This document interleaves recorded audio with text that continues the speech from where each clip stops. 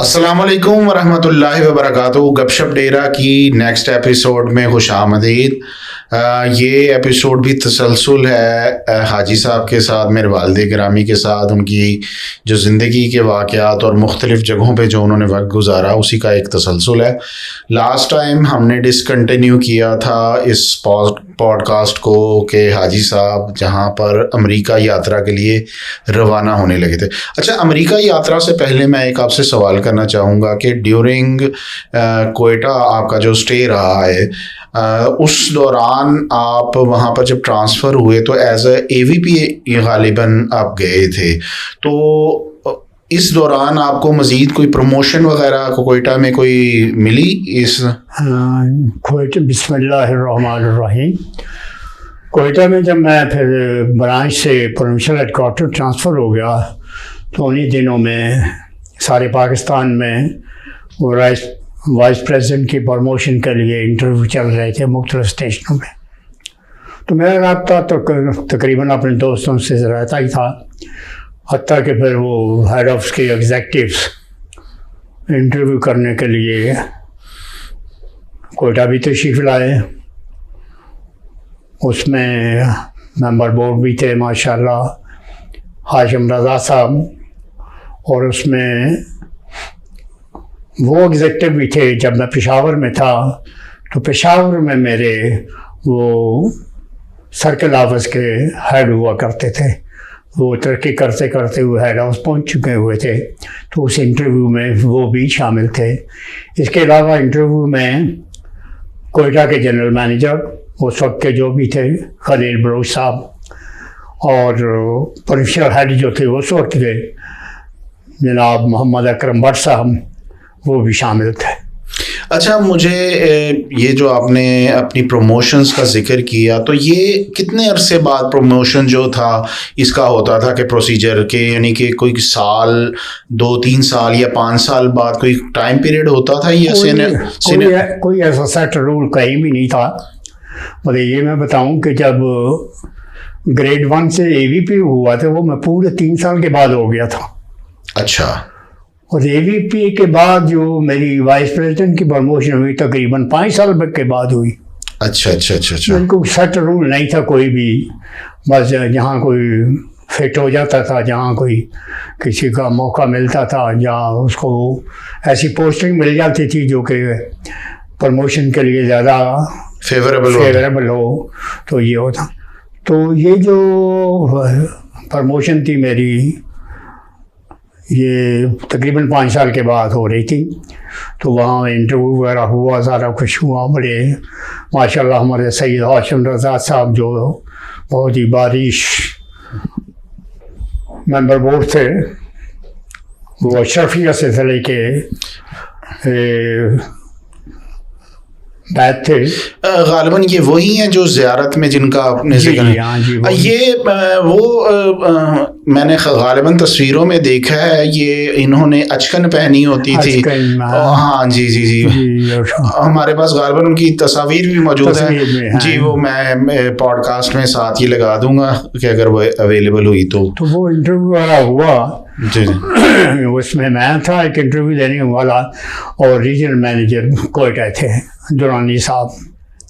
Interview وغیرہ ہوا، جو بھی تھا بہرحال میں I was very much satisfied, اور مائی انٹرویو ڈیورنگ دا انٹرویو ہمارے جنرل مینیجر صاحب جو تھے انہوں نے، یا میرے جو پروونشل چیف تھے اس وقت، انہوں نے جو میرے متعلق کوئی ریمارکس پاس کیے، میں آج بھی ان کا شکر گزار ہوں اتنے عرصہ گزرنے کے باوجود، کہ انہوں نے اچھے الفاظ میں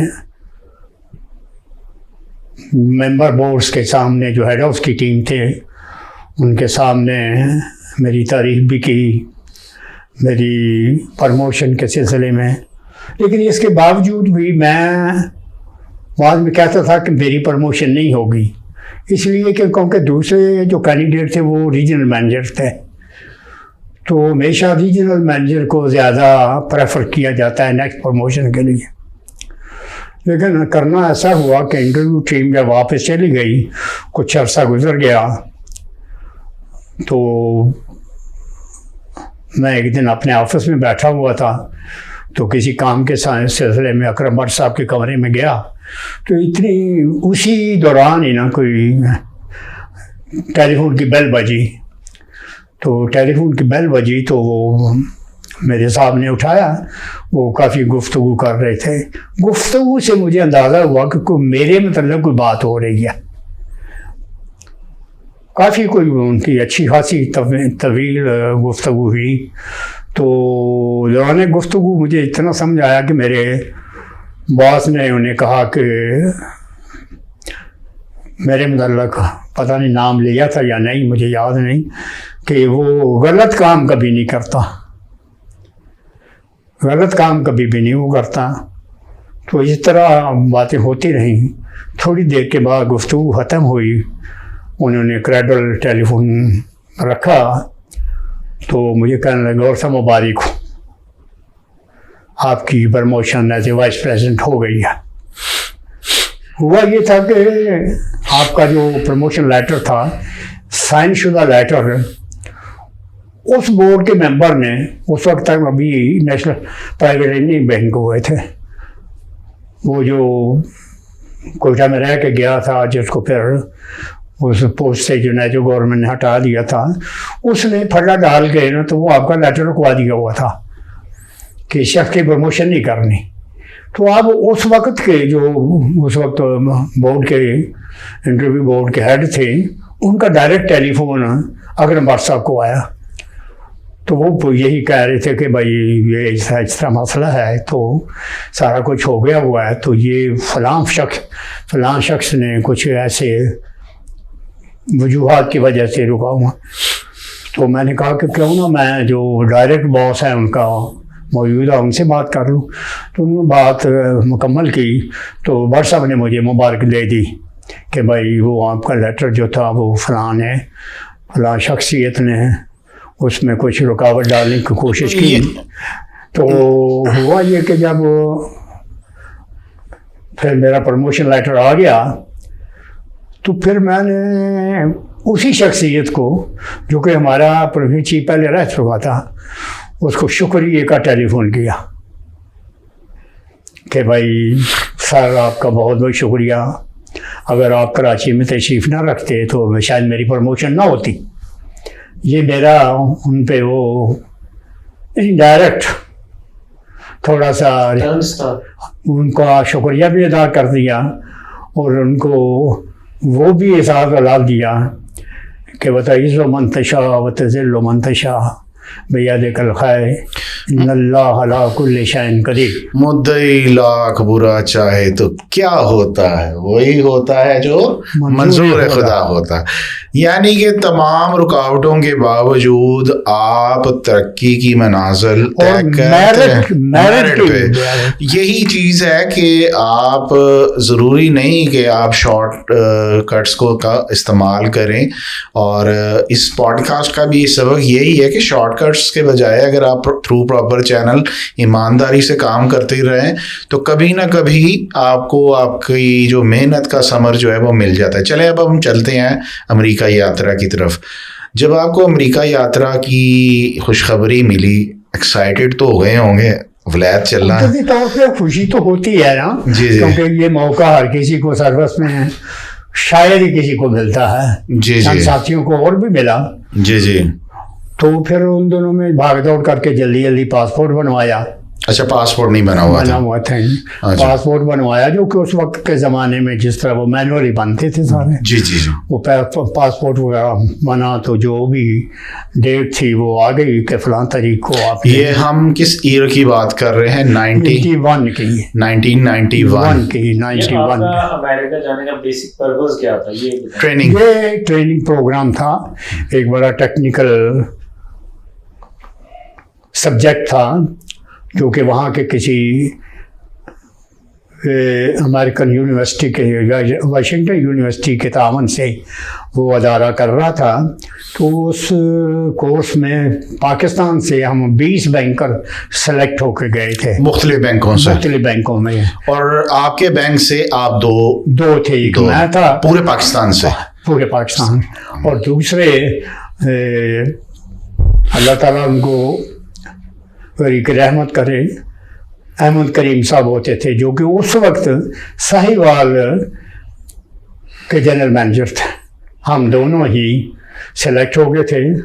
तो ये तैयारी तुरी हो गई, तो मैं बड़ा फिक्रमंद था यार, अमेरिका जा रहे हैं। उन दिनों में ना कुवैत और इराक की जंग की वजह से ना सारी फ़्लाइटों प्रोग्राम जो थे ना वो सारे चेंज हो चुके थे। तो मैंने नीयत की कि इंशाअल्लाह वापसी पे उम्रा करके आएंगे। तो मुकर्रर दिन पे जब हम 2 दिन पहले 3 दिन पहले कराची पहुंच गए, पता चला कि एक डॉक्यूमेंट ज़रूरी है, वो तो हमें हेड ऑफिस ने दिए ही नहीं है, जो कि नो ऑब्जेक्शन सर्टिफिकेट होता है अपने अदारे की तरफ से कि आप ये मुल्क से बाहर जा सकते हैं। तो वो जो हमारे ट्रेनिंग इंस्टीट्यूट के हेड थे हमारे बैंक के ही, उनको मैंने कहा तो उन्होंने वो जनरल मैनेजर कोयटा रह चुके थे, जिनसे का जिक्र मैंने बिल्ली के वाक़े में भी किया था। उन्होंने कुछ रिस्पांस नहीं दिया। मैं बड़ा फिक्रमंद हुआ कि कल या परसों फ़्लाइट है, तो मैंने वहाँ से टेलीफोन किया उस वक्त के होम सोर्स की डिवीज़न के हेड के, जो कि उस वक्त मोहम्मद अकरम भट्ट साहब थे, जो कि कोयटा में रह के आए थे ऐसे बड़ी अच्छी। उनको टेलीफोन किया, उनका गौर साहब आप फौरी तौर पे ना हेड ऑफिस पहुंच जाए। मैं हेड ऑफिस पहुंच गया, उन्होंने कंसर्न आदमी को बुलाया, उसी वक्त ऑर्डर किया और वो जो NOC था वो तैयार करके मेरे हवाले कर दिया। हम कराची के जिस होटल में ठहरे हुए थे, मैं भी वहीं ठहरा हुआ था, और मेरे दूसरे साथी भी जिन्होंने साथ जाना था वो भी उसी होटल में थे। तो मैं एक दिन इशा के वक्त मैंने बड़ा रो के सजदे में गिर के गिड़गिड़ा के बिल्कुल गिरियाजारी करके अल्लाह ताला से दुआ की, अल्लाह पाक हमारी नीयत है कि हम उम्र अदा करें। तो उम्रे की नीयत से हमने उम्रे का आराम भी, किताबें भी जो कि रहनुमाई के लिए होती हैं, वो हम कराची से ख़रीद ली हुई थी। तो वो दुआ शुआ पढ़ के इशा की नमाज के बाद मैं सो गया। रात को मैंने ख्वाब देखा, ये सच्चा वाक़या बताने लगा हूँ। ख्वाब ये था कि आप फ़लाँ तारीख को ना उम्रे के लिए जाएंगे, और उसमें नाव का हिंसा आ रहा था। ये मैंने कहा। मैं जब बाजार हुआ तो मैं अपने कुलीग के कमरे का दरवाज़ा नॉक किया। मैंने कहा अहमद करीम साहब इंशाअल्लाह हम उम्रे पे जाएंगे, इंशाअल्लाह उम्रे पे जाएंगे। अल्लाह ताला ने मुझे ये इशारा ख्वाब में नवाजा है, और इसमें नाव का हिंसा है जो तरी होगी। तो हम माशाल्लाह वहाँ से फिर जिस रात की फ़्लाइट थी, रात के 2:30 बजे फ़्लाइट थी कराची से हम कराची होटल से रात को निकले। हमने कराची एयरपोर्ट पहुँचने का पहले ही बंदोबस्त कर लिया हुआ था। वो हम ये अब किस एयरलाइन से जा रहे थे? PIA से? PIA के थे जी। तो हम जी डायरेक्ट फ़्लाइट थी, लेकिन वाया जर्मनी, फ्रांस और फिर आगे न्यूयॉर्क थी। तो हम सुबह रात के वक्त ही, अच्छा पहले क्योंकि कहना 2 घंटा पहले जाना चाहता इंटरनेशनल फ्लाइट पे, तो हम एयरपोर्ट पहुँचे। वहाँ से सारी कार्रवाई मुकम्मल करके बोर्डिंग कोड लेके अंदर जाके बैठ गए। बोर्डिंग कोड लिया, सारे बैठ गए। फिर वक्त मुकर्रर पे फ़्लाइट जो थी वो सारे हमारे 20 दूसरे साथी भी थे, तो 18 वो भी उसी फ़्लाइट से रवाना हुए। हमारी फ़्लाइट कराची से चल के पहले जो उसका स्टे आया वो पाकिस्तान और तुर्की से ऊपर से फ्लाई करती हुई फ्रैंकफर्ट जर्मनी में उसने पहले लैंड किया। वहाँ जो चंद पैसेंजर थे, जो मुसाफिर थे जिन्होंने जर्मनी उतरना था, वो एयरपोर्ट पे उतर गए। उस एयरपोर्ट पे एक वो मुसाफिर भी था کہ جہاں ہماری کوئٹہ میں رہائش تھی اور سامنے والے مکان کے میں جو افغانی رہتے تھے ان کا بیٹا تھا. اچھا اچھا اچھا اچھا. انہیں کا بیٹا بالکل ہمارے گھر کے سامنے والے افغانی تھے جن کا پہلے بھی میں نے ذکر کیا ہے. تو وہ ان کا بیٹا جب وہ ایئرپورٹ سے اترا میں پہچانتا تھا کہ وہ پڑوسی تھے.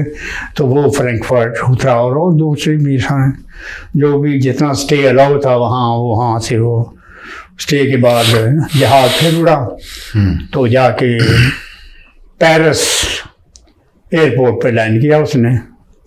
پیرس میں انہوں نے کہا کہ جی آپ لاؤنج میں جا سکتے ہیں لیکن جو آپ کا ہینڈی بیگ ہے نا وہ ہم نے ساتھ لے جانا ہے, وہ جہاز میں نہیں چھوڑنا. میرے پاس ایک دو ایسے آئٹم تھے جو ذرا بھاری تھے. بہرحال میں ان کا حکم تھا کہ بھائی ہینڈی بیگ جو ہے وہ آپ ایئرپورٹ جہاز میں نہیں چھوڑ کے جائیں گے. ہم گئے تو وہاں لاؤنج میں سیر سپاٹا کر کے جو باہر تو نہیں جا سکتے تھے وہیں لائیں واپس. پتہ چلا کہ واپسی جب آئے پھر جہاز کے بعد پتہ چلا کہ جی جہاز میں کچھ ٹیکنیکل خرابی ہو گئی ہے, اس کا واٹر سسٹم جو ہے وہ لیک ہو گیا ہے. تو اس کی وجہ سے نا کوئی 2-3 گھنٹے فلائٹ ڈیلے ہو گئی کہ وہ باب پرواز ہو نیو یارک کے لیے. بہرحال جب بھی چلی تو وہ جب نیو یارک لینڈ ہوئی تو تقریباً 21-22 گھنٹے ہو چکے تھے ہمیں چلے ہوئے. یہ غالباً جو مجھے یاد پڑتا ہے رمضان میں رمضان نہیں ہوا تھا. وہ رمضان ہمارے واشنگٹن اسٹے کے آخری دنوں میں اسٹارٹ ہو گیا. اچھا اچھا اچھا. تو جب وہاں شام کے وقت مغرب کا وقت شروع غروب ہو رہا تھا تو نیو یارک پہنچے. وہاں نیو یارک کا ایئرپورٹ بہت بڑا وسیع اور ماشاء اللہ اتنا بڑا. وہاں جو امیگریشن کی فارمیلٹی تھی سب کی فارمیلٹی مکمل ہوگی, فارغ ہو گئے نکل گئے. لیکن میری باری آئی تو وہ sitting main on the counter اس نے مجھے روک لیا. میں تھوڑا سا اپسیٹ ہوا کہ پتہ کہ باقی سارے باہر چلے گئے ہیں. لیکن پتہ کیا ہوا, تھوڑی دیر کے بعد اس نے پھر مجھے اشارہ کر کے بلایا. تو پھر وہ امیگریشن کی جو اسٹیمپیں وغیرہ کرنی تھی وہ ساری کر کے مجھے دی. میں پھر جلدی اپنا سامان لے کے باہر آیا. تو جو ہماری کنیکٹنگ فلائٹ تھی نیو یارک سے واشنگٹن, وہ ہمارا جہاز لیٹ ہونے کی وجہ سے جا چکی تھی. اب وہ کافی لمبا چوڑا ایئرپورٹ تھا. تو ہمیں کہا گیا کہ آپ نے واشنگٹن جانا ہے تو فلاں ٹرمینل پہ آپ جائیں. تو وہاں بسیں چلتی ہیں اندر, ایئرپورٹ کے اندر بسیں چلتی ہیں. تو ہم نے اب سامان جلدی اس ایک بس میں رکھا, پھر وہاں ہاسٹل میں پہنچے. تو جو بھی وہ اگلی کنیکٹنگ فلائٹ ہمیں دی وہ فوکر تھی جو کہ نیو یارک سے واشنگٹن جانی تھی. وہ رات کے وقت تھی پھر وہ چلی.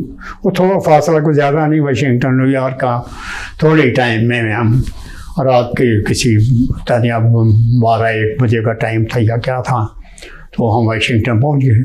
تو واشنگٹن میں ہمیں جو ہمارے جنہوں نے وہ کورس ارینج کیا ہوا تھا ان کے نمائندے آئے ہوئے تھے, وہ ہمیں لے کے ایئرپورٹ سے متعلقہ اس ہوٹل میں لے گئے. ہوٹل میں گئے تو وہاں جو بھی کمرے الاٹ ہوئے, میں اور احمد کریم ایک ہی کمرے میں تھے. تو رات کافی لیٹ تھی, ہم کافی لیٹ تھکے ہوئے بھی تھے کافی, کیونکہ پچھلی فلائٹ بھی جو کہ ہماری کراچی سے تھی وہ بھی آئی پھر ساتھ ہی کنیکٹ. تو پھر ہم سو گئے. اگلا دن تو ریسٹ کا ہی تھا.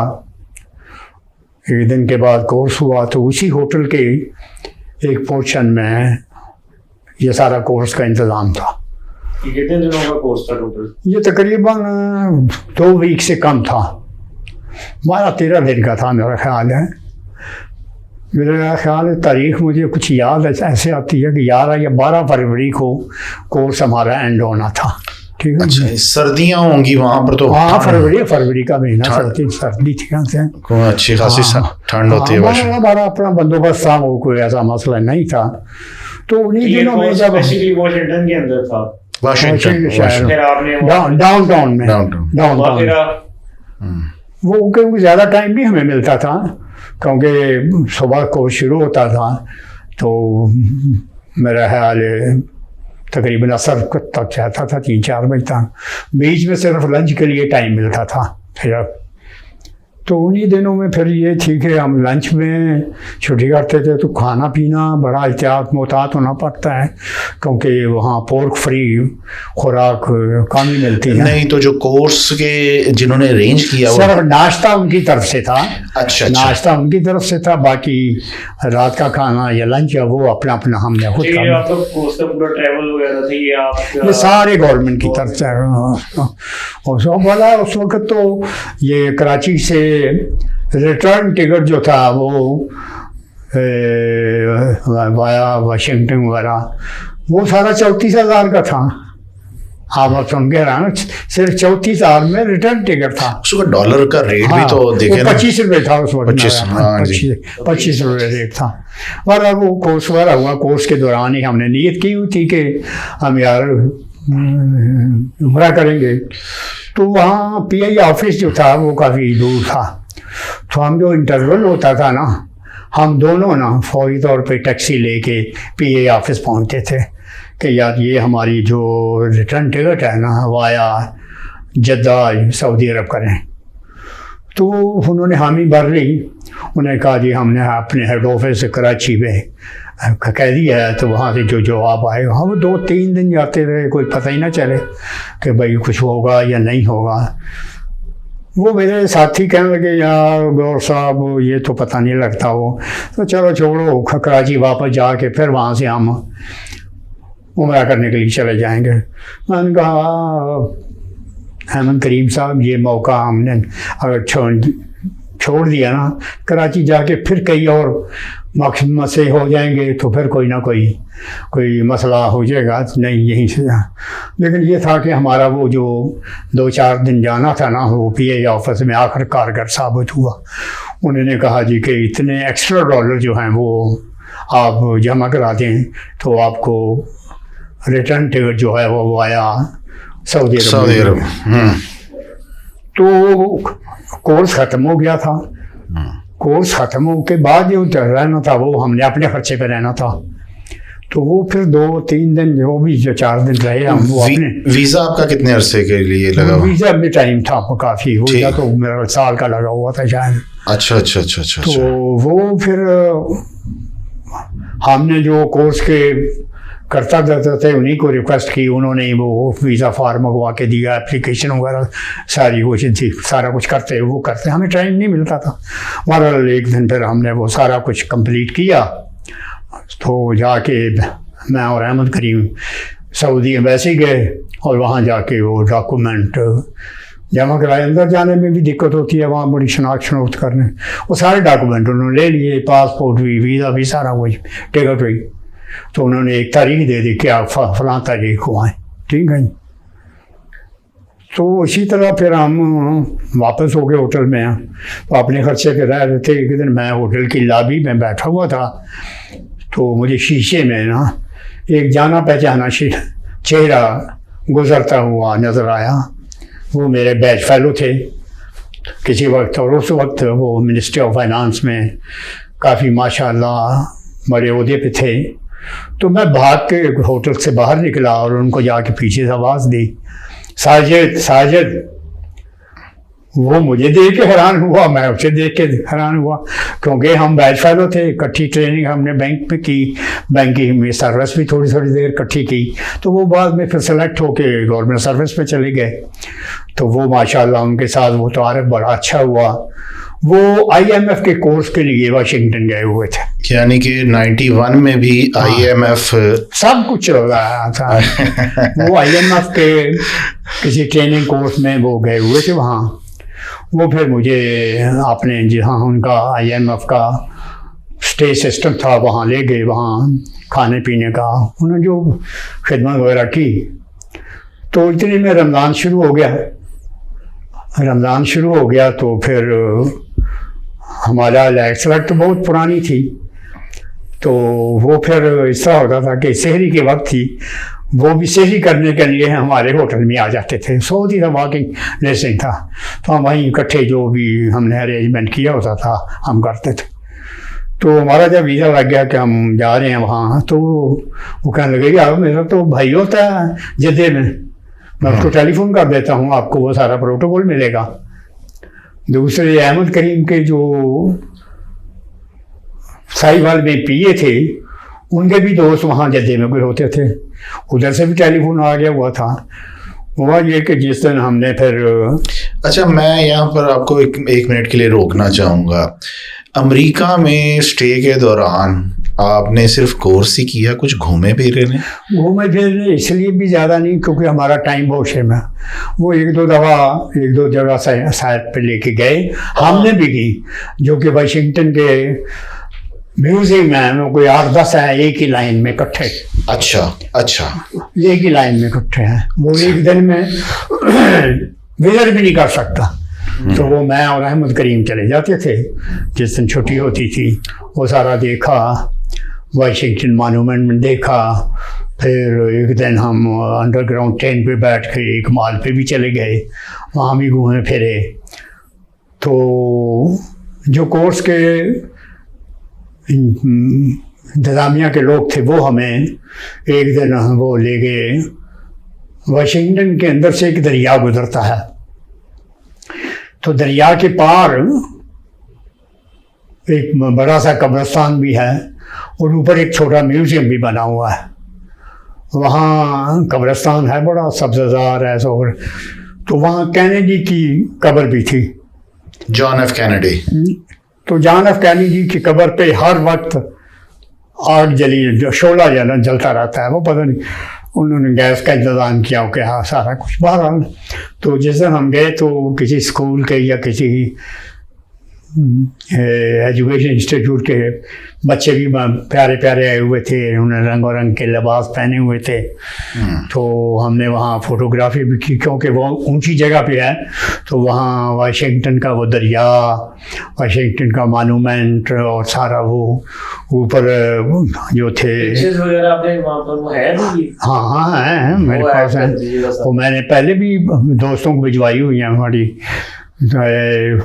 मेरी अहमद करीम के साथ हैं और दोस्तों के साथ। अच्छा, वैसे अमेरिका जो जाए वो न्यूयॉर्क, टाइम स्क्वायर और ये इलाके लाजमी देख के आता है। स्टैचू ऑफ लिबर्टी हो गया, आप लोगों को नहीं टाइम मिल सका? टाइम नहीं मिला, तो वो हमारे जो एक दोस्त है ना टैक्सी वाले, जी जी, जो कि साहिवाल से ही तलाक रखते थे और अहमद करीम के रेफरेंस से वो रोज़ बेचारे सेकंड टाइम पे हमारे पास आ जाते थे।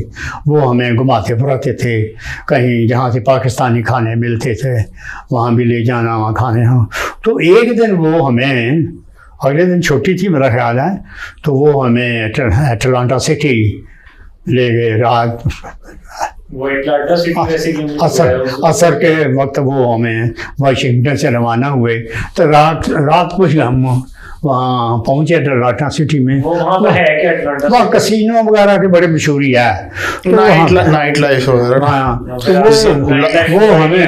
वो हम 3 आदमी थे, वो हमें एक कसिनो में ले गया, मेरा उसका नाम ताज था कुछ इस तरह का। तो वहाँ हमने 2 घंटे गुजारे, फिर रातों रात ही वापस आते में क्या किया? बस वही जो वो गेमें शेमें होती हैं वहाँ, वो दूसरे लोग भी खेल रहे थे, हमने भी 2-4 गेमें खेली। और बेसिकली पहले ये था ना कि आजकल तो बड़ा मशहूर है लास वेगास, वो उधर का, यानी कि वो समझ ले वो ही नाइट लाइफ और ये कैसीनो कैपिटल समझा जाता है। उस दौर में गालिबन अटलांटा सिटी होगा, अब भी है मेरे ख्याल। एक्चुअली वो जो एक्सरसाइज स्पोर्ट्स की तरह की वो गेमें थी, तो उसमें वही थोड़ा सा। अच्छा, फिर आप जब वापस आ गए आपका, यानी कि जब टाइम पूरा हो गया और आपकी फ्लाइट नज़दीक आ गई, तो उसमें आपको मुश्किलात परेशानियाँ? उस दिन नहीं, जहाँ हमने डॉक्यूमेंट लेने थे, अपना वीज़ा लेने जाना था, सऊदी वैसे गए, तो हमें अंदर ही ना जाने दे सिक्योरिटी वाले, ये कोई डॉक्यूमेंट दें। मैंने कहा सारे डॉक्यूमेंट थे हमने अंदर जमा कराए हुए हैं, हमारे पास तो कुछ भी नहीं है। बहरहाल उसके साथ कोई थोड़ी सी एक्सप्लेनेशन दी, उसको सारा कुछ वो अंदर ले गया। अंदर गए तो वो जो काउंटर लेडी थी, फॉरनर ही थी, वो हमें देखते ही पहचान की फौरी तौर पे, ये क्योंकि रश तो होता नहीं था, تو اس نے سارے ڈاکومنٹ ہمارے حوالے کیے. تو پھر اگلے دن ہی ہم نے فلائٹ واشنگٹن سے نیو یارک اور نیو یارک سے آگے جدہ کی ہو گئی ہوئی تھی.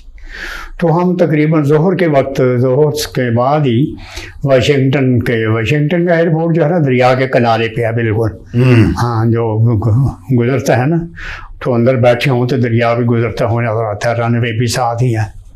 تو ہم وہاں بیٹھے تو جہاز اڑ رہے تھے جا رہے تھے. جب مقررہ فلائٹ پہ ہم پہنچے نیو یارک تو اس وقت روزے شروع ہو چکے تھے کیونکہ 2 روزے ہم 3 واشنگٹن میں رکھ چکے تھے.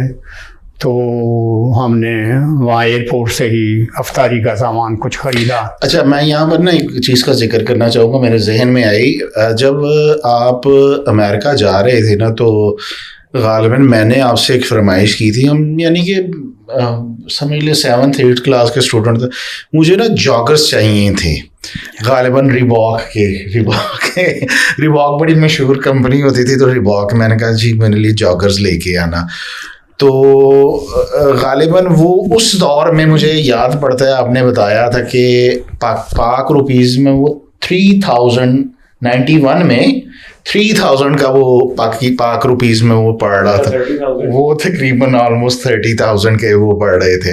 تو وہ مجھے یاد ہے کہ آپ نے مجھے بتایا تھا کہ یہاں تو بہت ایکسپینسو ہے, تو آپ پھر یعنی کہ نا ادھر سے ہی کوئٹہ سے ہی لے لینا. اچھا تو پھر آپ کی فلائٹ جب بورڈ ہو گئی تو وہ رمضان سٹارٹ ہو گیا ہوا تھا اور رمضان 3-4 رمضان. اچھا جب آپ کی فلائٹ روانہ ہوئی تو وہ کیا وقت تھا, کوئی یاد ہے آپ کو؟ رات کا تقریباً 9-10 بجے کا ٹائم ہو. جدہ سے ڈائریکٹ فلائٹ تھی نیو یارک کی. نہیں نیو یارک سے نیو یارک سے ڈائریکٹ جدہ تھی. جی. تو ہم نے افطاری تو وہیں کر لی ایئرپورٹ سے ہی, کوئی پھل وغیرہ لے کے کر لی. تو جب ہم بیٹھے ہوئے تھے ہم سوچ رہے تھے یار اس میں ہمیں اب افطاری تو کر لی ہے, پتہ نہیں سحری بھی کھلائیں گے کیا کریں گے.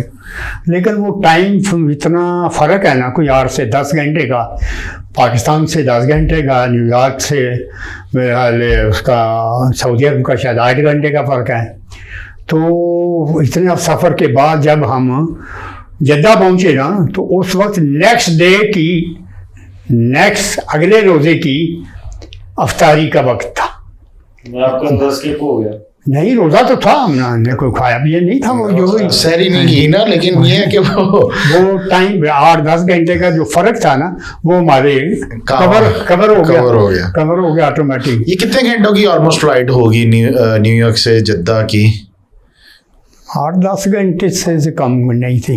جی. کیونکہ رات کو ہم چلے تھے تو اگلے دن کا سورج مغرب کا وقت ہونے والا تھا. اچھا. ہاں تو مغرب یہ عصر اور مغرب کے درمیان یہ تو زیادہ بن جاتے ہیں. اب مجھے اتنا یاد نہیں, بہرحال جتنا بھی ہو اب مجھے صحیح. لیکن یہ بھی نا وہاں کا ٹائم زون فیکٹر ہے نا, ٹائم فیکٹر کا. تو وہاں پہنچے تو وہ ہمارے دوست جو کہ ساجد حسن صاحب تھے, ان کا بھائی, ہم نے ان کو ٹیلی فون کیا, وہ گاڑی لے کے آ گئے اور سارے. تو انہوں نے ہمیں پورا پروٹوکول دیا, دوسرے ساتھی بھی تھے. تو وہ گاڑی میں ہمارا سامان رکھا, تو وہ کہیں جا رہے تھے افطاری پہ. اچھا. افطاری پہ تو وہ سیدھے جہاں انہوں نے افطاری کرنے جانا تھا وہ ہمیں بھی ساتھ لے گئے. تو ہم نے وہاں جا کے افطاری کی. سارا کوئی تھکے ہوئے تھے بہت ہی زیادہ ہم, کیونکہ 24-25 گھنٹے سے نہ ہم آرام کر سکے تھے کچھ. تو وہاں سے فارغ ہو گئے. پھر وہ اپنے گھر میں لے گئے وہاں اسٹیٹ کے. ان کی فیملی میرے خیال پاکستان گئی ہوئی تھی. تو جس گھر میں بھی رہے وہ, ہاں وہاں میں تو وہ انہوں نے بھی کہا کہ آپ اس طرح کرنا کہ صبح آپ وقت پہ تیار ہو جانا تاکہ ہم فجر کے وقت آپ کو وہ جو یہاں سے ٹرانسپورٹ جاتی ہے جدہ کے لیے اس میں بٹھا دیں گے مکے کے لیے جدہ سے. تو میں تو بھائی تھکا ہوا تھا, میں لیٹ کے سو گیا, مجھے نہیں پتا. وہ اسے میرے سولے ہوئے کے دوران ہی احمد کریم وغیرہ وہ اپنے ساتھیوں کے ساتھ دوسروں کے ساتھ وہ ان کو جدہ مال شال نوٹ جو دکھاتے سیر کراتے. یہ صبح انہوں نے مجھے بتایا کہ رات کو میں ٹھیک ہے. اور صبح کے وقت اٹھے, تیار ہوئے, نہائے دھوئے, آرام باندھا. تو سامان انہوں نے کہا کہ سامان نہیں آپ لے کے جائیں, سامان ہم آپ کا سیکنڈ ٹائم پہ ہم انشاءاللہ گاڑی میں لے کے آئیں. تو وہ ہمیں منہ دے رہے ہی نا, وہ ہمیں جدہ کے وہ ٹرانسپورٹ کے اڈے پہ چھوڑ آئے. انہوں نے گاڑی پہ بٹھایا سارا کچھ, اور انہیں یہ تسلی دے دی کہ جو آپ کا سامان ہے وہ ہم خود لے آئیں. تو آپ یہ کرنا کہ وہاں عمرہ وغیرہ کر کے نا, تو جو صفا و مروہ کے درمیان اور خانہ کعبہ کے مطاف کے درمیان دیوار ہے نا, وہ آپ اس سے بیٹھنا, کیونکہ کمیونیکیشن کا کوئی اور ذریعہ نہیں تھا نا. تو ہم تھکے ہوئے تھے. ہم نے پھر جب جدہ پہنچے تو صبح کا وقت تھا. مکہ پہنچے ہاں, جدہ سے مکہ پہنچے, صبح کا وقت تھا. کیونکہ ہماری پہلی وزٹ تھی, کچھ گھبرائے ہوئے بھی تھے, کوئی ٹریننگ وہی ہم نے پڑھی تھی تھوڑی 2-4 بکلیٹس وغیرہ. بہرحال مطاف کے اندر داخل ہوئے. داخل ہونے سے پہلے نظریں نیچی رکھیں. جب کہتے ہیں کہ آپ پہلی نظر خانہ کعبے پہ پڑھے تو جو دعا مانگے وہ اللہ تعالیٰ قبول کر. بہرحال جو اس وقت زبان پہ آیا وہ ہم نے دعا کی. پھر ہم نے دونوں نے مل کے طواف کیا. طواف کے دوران ہی ہمیں موقع مل گیا. ابھی برش تو تھا لیکن یہ تھا کہ ہمیں حجر اسود کو بوسہ دینے کا موقع. اچھا, میں یہاں پر ایک چھوٹا سا سوال کرنا چاہوں گا کہ آپ نے یہ پہلا عمرہ جو کیا تھا 91 میں کیا تھا, تب جو مطاف اور اس کے ارد گرد کا علاقہ تھا, جو بھی حرم کا علاقہ تھا, وہ اتنا ڈیولپ ہو چکا تھا کہ ہم سنتے ہیں کہ کسی دور میں نہیں. ابھی ارد گرد جہاں آج کل یہ سعودی فیملی کے محل ہے نا, یہ ساری کھدائی ہوئی تھی, یہاں کچھ نہیں تھا ابھی. اچھا, کنسٹرکشن چل رہا ہے. وہ کنسٹرکشن, بلکہ کنسٹرکشن شروع بھی نہیں ہوئے تھے, گہرے گڑھے کھدے ہوئے تھے وہ زمین دو سارے, اور ارد گرد بھی ساری کنسٹرکشن کا کام ہو رہا تھا. اور یہ جو فرنٹ سائڈ ہے جہاں پر اب بڑے بڑے ٹال بلڈنگ کلاک ٹاور بن گیا, یہاں پر نہیں کچھ نہیں تھا. اچھا, بازار وغیرہ ہی تھا. بازار ہے, کلاک ٹاور تو اب ریسنٹلی بنا ہے, وہ تو ابھی کی بات ہے. اس وقت تو وہ, بلکہ جب ہم پہلے دن مکے گئے تھے تو مکہ میں ہم نے دونوں نے یہاں اسٹے کیا. جب ہم مدینہ سے واپس آئے تو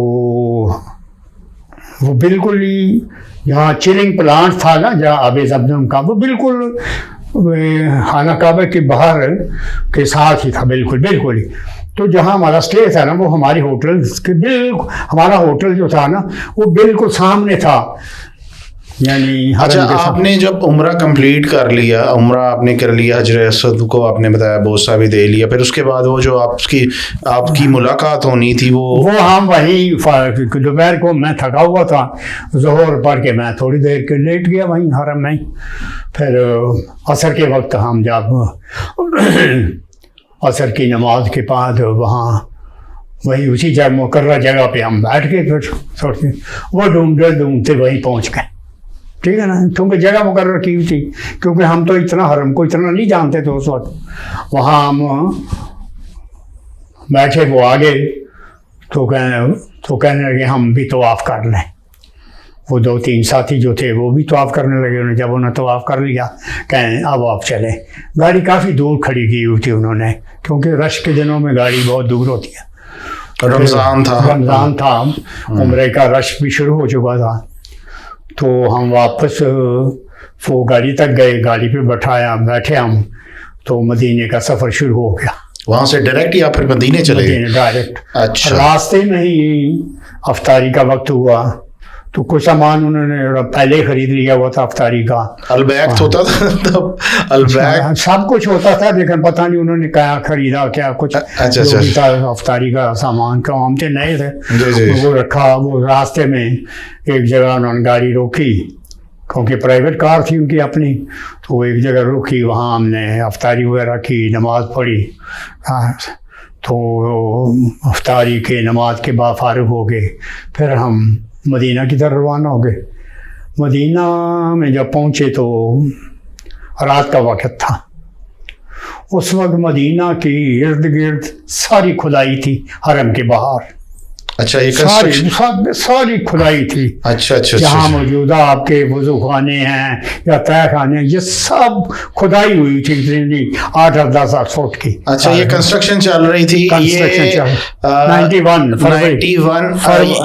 शाह उस वक्त अब्दुल्ला थे, फहद थे मेरा ख्याल। बहरहाल ये फरवरी 91 की बात है। हाँ ये इसकी बाद में वो फिर कंस्ट्रक्शन की वीडियोस भी आई थी वो। इन दिनों में ये भी बताऊं आपको कि आप ये मकामात मुक़द्दसा की फ़ोटो नहीं ले सकते थे। अच्छा अच्छा अच्छा पाबंदी थी। तो जब हमें वीज़ा दिया गया था वहाँ सऊदी वैसे तो वहाँ की मेरा ख्याल है हदायत जो प्रिंटर दी गई थी उसमें भी था कि अब तो सेल्फियाँ हरम के अंदर भी। और तो जब हम मदीना पहुँचे ना, तो सारी इर्द गिर्द सब कंस्ट्रक्शन और खुदाइयाँ थी, मगर तंबू नाते लगा के उन्होंने रखा हुआ था। तो वो जहाँ हमें ठहरे वो बिल्कुल ही जो मेन गेट है ना अपना हरम का, उसके सामने ही जहाँ मेरा हाल अब मीनार सा बना हुआ है, वो इलाका सारा वो छोटी छोटी दुकानें थी।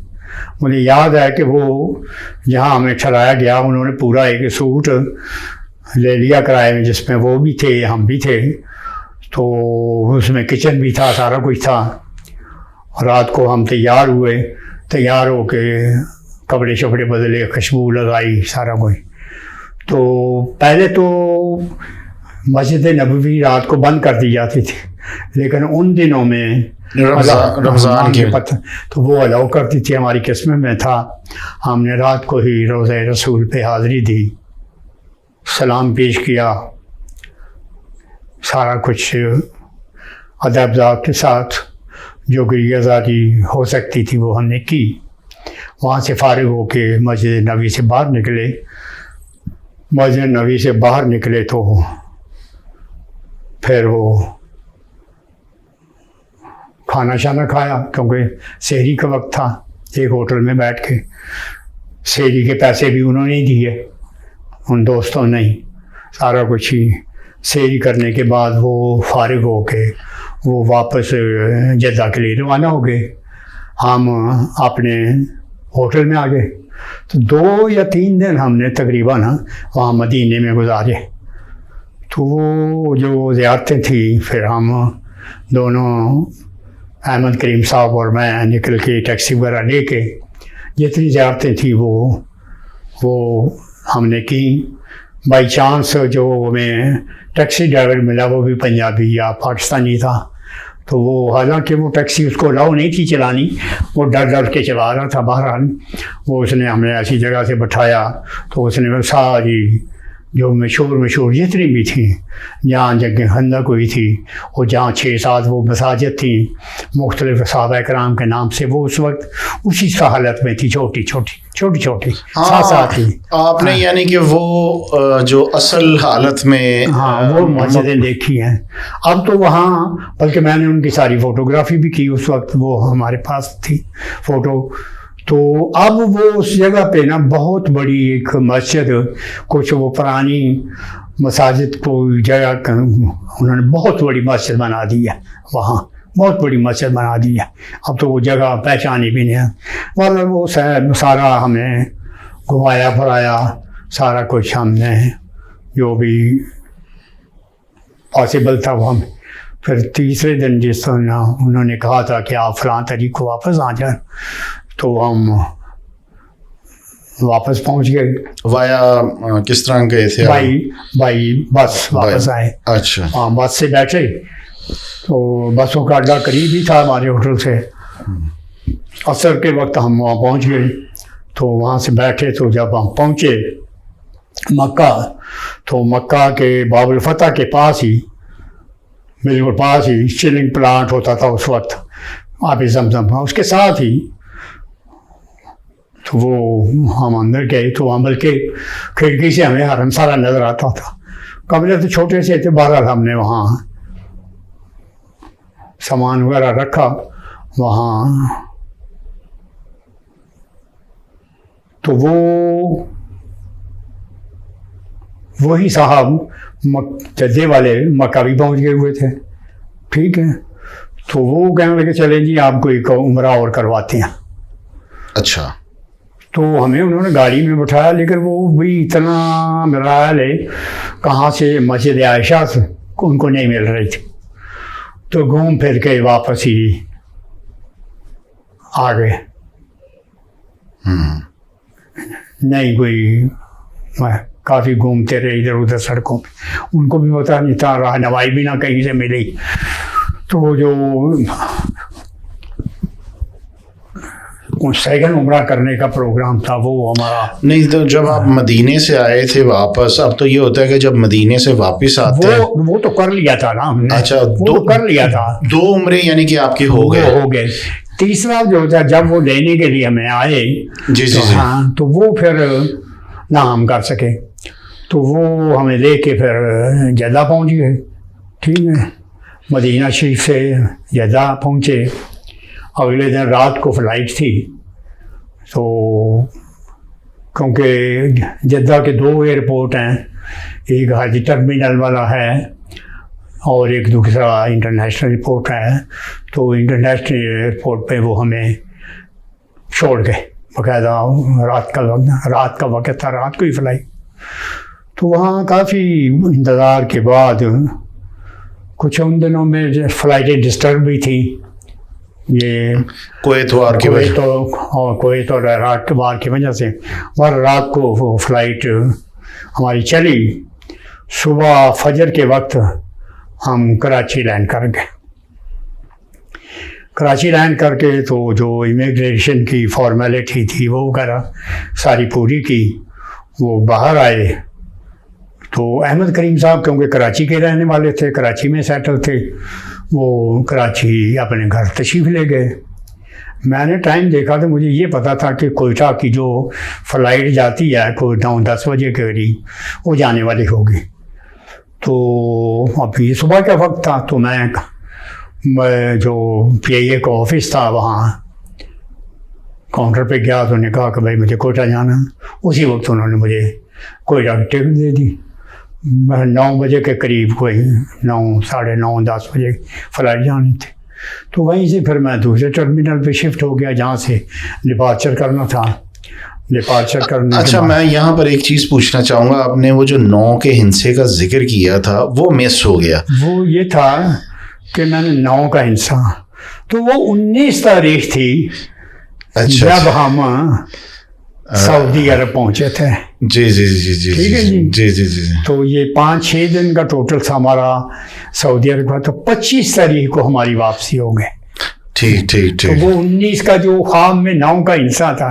وہ 19 تاریخ کو ہم سعودی عرب عمرے کے لیے پہنچے تھے۔ چلیں جی، آج کی نشست کو ہم لوگ یہاں عمرے سے واپسی پہ ہی روکتے ہیں، اور نیکسٹ جو ہماری انشاءاللہ ایپیسوڈ ہوگی وہ عمرے سے واپسی کے بعد جو کوئٹہ کا سفر مزید جتنے سال اور جتنے عرصے کا رہا وہ ہم لوگ اس کو کنٹینیو کریں گے۔ حاجی صاحب آپ کا بہت شکریہ کہ آپ نے آج کی نشست کے لیے بھی ٹائم نکالا، ڈاکٹر صاحب آپ کا بھی شکریہ کہ آپ تشریف لائے، تھینک یو۔ اور انشاءاللہ نیکسٹ ایپیسوڈ میں ہم لوگ یہیں سے آگے آغاز کریں گے۔ تمام سننے دیکھنے والوں کا بہت شکریہ، امید ہے آپ کو اس سفر میں مزہ آ رہا ہوگا۔ چینل کو سبسکرائب ضرور کیجیے گا اور ویڈیوز کو لائک کر کے ہماری حوصلہ افزائی ضرور کیجیے گا، تاکہ ہم اسی طرح نئی سے نئی ویڈیوز اور نئے سے نئے موضوعات کو لے کے ویڈیوز آپ کے لیے بناتے رہیں۔ بہت بہت شکریہ، اللہ حافظ جی۔